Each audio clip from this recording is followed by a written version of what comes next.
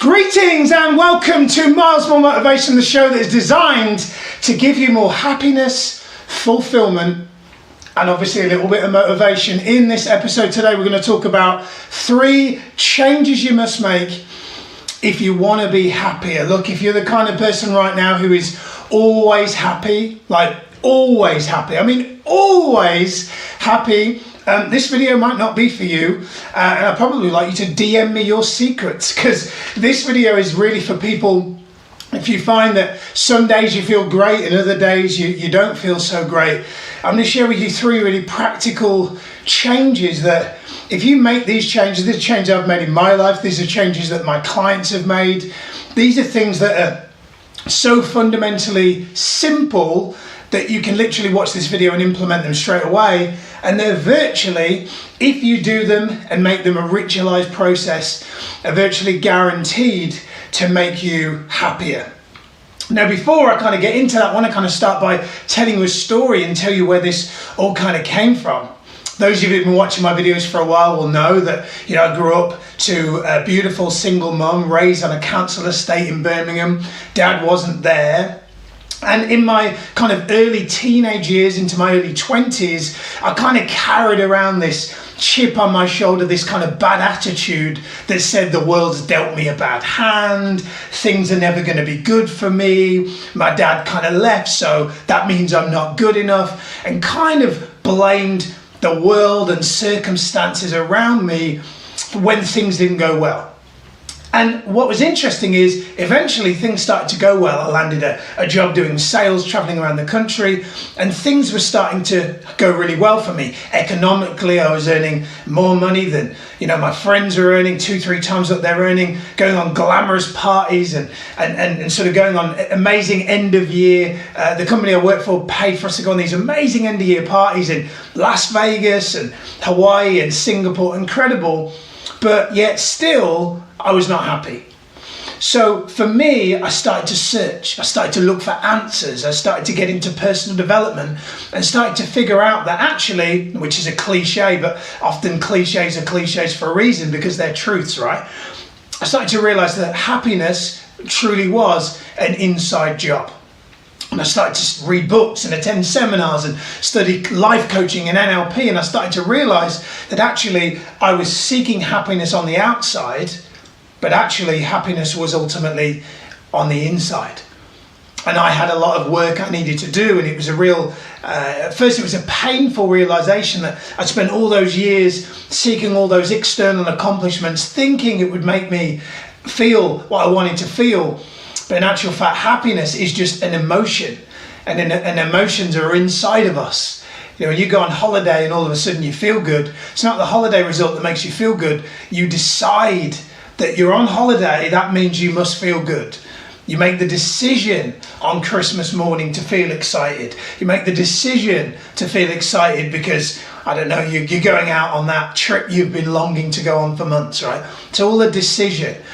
And decisions are an internal game, not an external game. So in this video, I'm going to share with you 3 changes you must make if you have ever felt like you are desperately seeking more happiness. The first one is something that is commonly overlooked. It's really simple. I'd argue everybody knows that they should be doing this, but not everybody does do this. And I actually want to add a tactical element to it. And it's what I call an appreciation log. Adjust my post-it note. What we call an appreciation log. So what that ultimately means is when you consciously take the time to think about what you're grateful for or what you appreciate in life, it's very difficult to feel unhappy. And what a lot of people are doing is they're focusing on things that they're not happy with. They're like, I'll be happy when I've got that much money. I'll be happy when I'm on that holiday. I'll be happy when we're not in this coronavirus situation, right? So what a lot of people are doing, they're focusing on what they don't have. Now, what I encourage my clients to do is I get them to do what we call an appreciation log, which is instead of just talking about gratitude, is that every single morning you write down 20 things. That's right, 20 things, first thing in the first hour that you wake up. So Facebook's got away, Instagram's got away. Instead of that, you're going to spend 5 minutes, maybe even 7 minutes God forbid, away from social media, away from WhatsApp, and you're going to get up and you're going to write down 20 things that you're appreciative for. It could be anything, you know. I'm appreciative for my mum and the way she raised me. I'm appreciative for my health. I appreciate Sati and the support she gives. I appreciate Sage's enthusiasm. Whatever, doesn't matter what it is, but you should write down 20 things that you are grateful for, because science has shown that when you're in a state of appreciation, you can't feel stressed. And when you can't feel stressed, you're more likely to feel happy. So if you want to feel happy first thing in the morning, tomorrow morning, and I recommend you do it for at least 7 days before you decide that Miles' stupid method doesn't work, you write down an appreciation along 20 things that you're grateful for, appreciative for. That will make you feel happier, especially first thing in the morning. Second, this is something that I learned from one of my coaches a few years ago. This is really powerful. This has helped me raise my self-esteem. I find a lot of my clients, when they come to me, they are striving to achieve certain things, and a lot of it is because they want to prove themselves to the parent that wasn't there, prove themselves to the boss that sacked them, prove themselves to the ex-girlfriend that dumped them.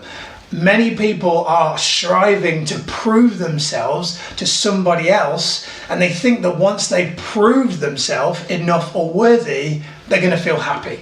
I'm here to tell you that, you know, if you're relying on people outside of yourself to feel good, that can always be taken away. And I had this lesson several years ago. I went through this with a coach of mine, and he helped me come to the realization that what I needed to do is focus less on the validation that I was seeking from others and focus on more internal validation. And so the second thing that you want to consider doing is what we call a pride list. Pride, ultimately meaning what you're proud of, is for you is where you sit down and you literally write down, here you go, here's another list for you, 20 things, that's another 20, first thing in the morning. Don't worry, WhatsApp, Facebook, Instagram, still going to be there. 20 things that you're proud of. You see, what I realized several years ago is that I was tying up how I felt about myself based on whether people told me, well done, Miles, you did good, or Miles, you did rubbish. And what that was doing is that meant that my self-esteem was kind of up 1 minute, down the next, up 1 minute, down the next. Got some recognition, won an award, self-esteem was high. Lost the recognition, came second, self-esteem was low. And so the problem for most people is their pride, their self-worth is tied into what other people think, which means it can ultimately be high and low. So happiness is up, happiness is down. So what you want to do is when you do a pride list every day, every morning, what it does is it helps you own what you're proud of. And when you own what you're proud of, so for instance, I'll go, I'm proud of the videos that I do. I'm proud of my commitment to raising my standards. I'm proud of my attitude. I'm proud of my sense of humor. I'm proud of the way that I serve my coaching clients. I'm proud of my health and fitness, and so on. When you write down a list of things that you're proud of, it kind of makes you feel like taller. And you feel like, oh, I feel good. Yeah, I am proud of that. Never thought of that before. I'm proud of how I overcame that bad relationship breakup. Oh yeah, I am proud of that. And all of a sudden you feel better about yourself. So pride listing, really important thing.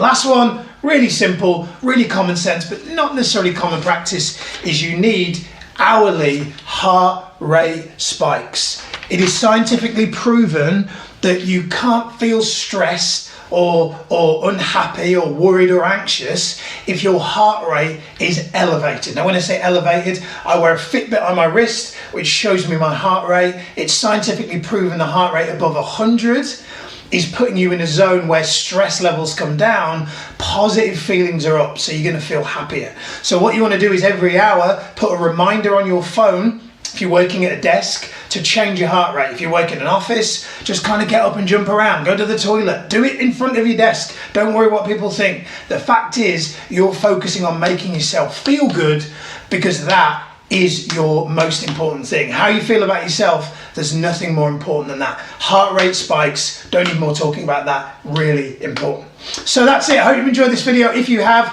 go ahead, hit like, hit share, and get yourself booked in for a coaching call. There should be a link below where you can have a coaching call with me on Me this month. That's it for now. Miles More Motivation. See you next time.